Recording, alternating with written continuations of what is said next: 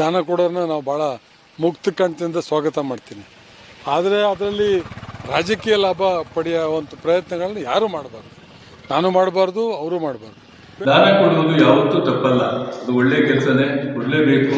ಸರ್ಕಾರಿ ಶಾಲೆಗಳಲ್ಲಿ ವಿದ್ಯಾರ್ಥಿಗಳಿಗೆ ದಾನ ನೀಡುವ ವಿಚಾರಕ್ಕೆ ಸಂಬಂಧಿಸಿದಂತೆ ಶೃಂಗೇರಿ ಕ್ಷೇತ್ರದಲ್ಲಿ ರಾಜಕೀಯ ವಾಕ್ಸಮರ ಮತ್ತಷ್ಟು ತೀವ್ರಗೊಂಡಿದೆ. ಹೌದು, ಜಿಲ್ಲಾ ಪಂಚಾಯಿತಿ ಮಾಜಿ ಉಪಾಧ್ಯಕ್ಷರು ಹಾಗೂ ಡಿಸಿಸಿ ಬ್ಯಾಂಕ್ ಸದಸ್ಯರಾದ ಹಿರಿಯ ಮುಖಂಡ ರಾಮಸ್ವಾಮಿ ಅವರು ತಮ್ಮ ವಿರುದ್ಧ ಮಾಡಿರುವ ಆರೋಪಗಳಿಗೆ ತಾಲೂಕು ಗ್ಯಾರಂಟಿ ಯೋಜನೆಗಳ ಅನುಷ್ಠಾನ ಸಮಿತಿ ಅಧ್ಯಕ್ಷ ಓಣಿತೋಟ ರತ್ನಾಕರ್ ಸ್ಪಷ್ಟನೆ ನೀಡಿದ್ದಾರೆ. ನಾನು ಯಾವುದೇ ಸಂದರ್ಭದಲ್ಲೂ ದಾನ ಕಾರ್ಯಕ್ಕೆ ವಿರೋಧ ವ್ಯಕ್ತಪಡಿಸಿಲ್ಲ. ಸಮಾಜಮುಖಿ ಕೆಲಸಗಳನ್ನು ನಾನು ಯಾವಾಗಲೂ ಸ್ವಾಗತಿಸುತ್ತೇನೆ. ವಿಶ್ವನಾಥ್ ಗದ್ದೆಮನೆ ಅವರು ತಮ್ಮ ಸ್ವಂತ ದುಡಿಮೆಯಿಂದ ಶಾಲಾ ಮಕ್ಕಳಿಗೆ ಬಟ್ಟೆ ಸೇರಿದಂತೆ ಅಗತ್ಯ ವಸ್ತುಗಳನ್ನು ನೀಡುತ್ತಿದ್ದಾರೆ. ಅದನ್ನು ನಾನು ಸದಾ ಬೆಂಬಲಿಸುತ್ತೇನೆ ಎಂದು ರತ್ನಾಕರ್ ಹೇಳಿದ್ದಾರೆ. ಅನೇಕ ಹುದ್ದೆಗಳನ್ನು ಅನುಭವಿಸಿರುವಂತ ಈ ರಾಮಸ್ವಾಮಿ ಅವರ ಜೊತೆ ಹೋಗಿ ರಾಜಕೀಯ ಭಾಷಣ ಮಾಡಿ ಕೊಡುವುದು ತಪ್ಪು ಅಂತ ಹೇಳಿದ್ದು ವಿನಃ ಗದ್ದೆಮನೆ ವಿಶ್ವನಾಥ ಕೊಡುವಂಥದ್ದು ಒಳ್ಳೆಯ ಬೆಳವಣಿಗೆ, ಅದು ಸದಾ ಕೊಡ್ಲಿ ಅಂತ ನಾನು ಅವ್ರನ್ನು ಸ್ವಾಗತ ಮಾಡ್ತಾ ಇದ್ದೇನೆ. ಆದರೆ ಸರ್ಕಾರಿ ಶಾಲೆಗಳಲ್ಲಿ ರಾಜಕೀಯ ಭಾಷಣಗಳನ್ನು ಮಾಡುವುದು ಹಾಗೂ ಸರ್ಕಾರ ಅಥವಾ ಜನಪ್ರತಿನಿಧಿಗಳ ಬಗ್ಗೆ ಟೀಕೆ ನಡೆಸುವುದು ಸರಿಯಲ್ಲ ಎಂದು ತಾವು ಹೇಳಿದ್ದಾಗಿ ಅವರು ಸ್ಪಷ್ಟಪಡಿಸಿದ್ದಾರೆ.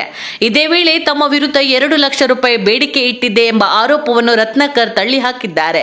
ಈ ಆರೋಪದಲ್ಲಿ ಯಾವುದೇ ಸತ್ಯಾಂಶವಿಲ್ಲ ಎಂದು ಹೇಳಿರುವ ಅವರು, ಗಬ್ಬಾನಿ ದೇವಸ್ಥಾನಕ್ಕೆ ಅಥವಾ ಶ್ರೀ ವೀರಭದ್ರ ದೇವಸ್ಥಾನ ಅದು ಆಗದಿದ್ದರೆ ನೀವೇ ನಡೆಸುವ ಬೊಮ್ಲಾಪುರ ದೇವರ ಸನ್ನಿಧಿಯಲ್ಲಿ ವಿಚಾರವನ್ನು ಸ್ಪಷ್ಟಪಡಿಸಲು ತಾವು ಸಿದ್ಧ ಎಂದು ಸವಾಲು ಹಾಕಿದ್ದಾರೆ. 2 ಲಕ್ಷ ಬೇಡಿಕೆ ಇಟ್ಟಿದ್ದೀನಿ ಅಂತ ಹೇಳ್ತಾರಲ್ಲ ರಾಮಸ್ವಾಮಿ ಅವರು ಗಬ್ಬಾರಿ ದೇವಸ್ಥಾನಕ್ಕೆ ಬರಲಿ. ನಾನು ಹೇಳ್ತೀನಿ ಕೇಳಿಲ್ಲ ಅಂತ, 2 ಲಕ್ಷ ಕೇಳಿಲ್ಲ ಅಂತ. ಇಲ್ಲ ವೀರಭದ್ರ ದೇವಸ್ಥಾನಕ್ಕೆ ಬರಲಿ, ಇಲ್ಲ ಅವರೇ ನಡೆಸ್ತಾ ಇರುವಂತ ಬೊಮ್ಲಾಪುರ ದೇವಸ್ಥಾನಕ್ಕೆ ನಾನು ಬರ್ತೀನಿ. ಅಲ್ಲಿ ಅವರಿಗೆ 2 ಲಕ್ಷ ಬೇಡಿಕೆ ಇಟ್ಟಿದ್ದಾರೆ, ಆಗ್ಬೋದಾ? ತಾವು ಕಳೆದ ಸುಮಾರು 45 ವರ್ಷಗಳಿಂದ ಕಾಂಗ್ರೆಸ್ ಪಕ್ಷದಲ್ಲಿ ನಿಷ್ಠೆಯಿಂದ ಕಾರ್ಯನಿರ್ವಹಿಸುತ್ತಿರುವುದಾಗಿ ಹೇಳಿದ ರತ್ನಾಕರ್ ತಮ್ಮ ರಾಜಕೀಯ ಜೀವನದ ಕುರಿತು ಮಾಡಿರುವ ಟೀಕೆಗಳಿಗೂ ತಿರುಗೇಟು ನೀಡಿದ್ದಾರೆ.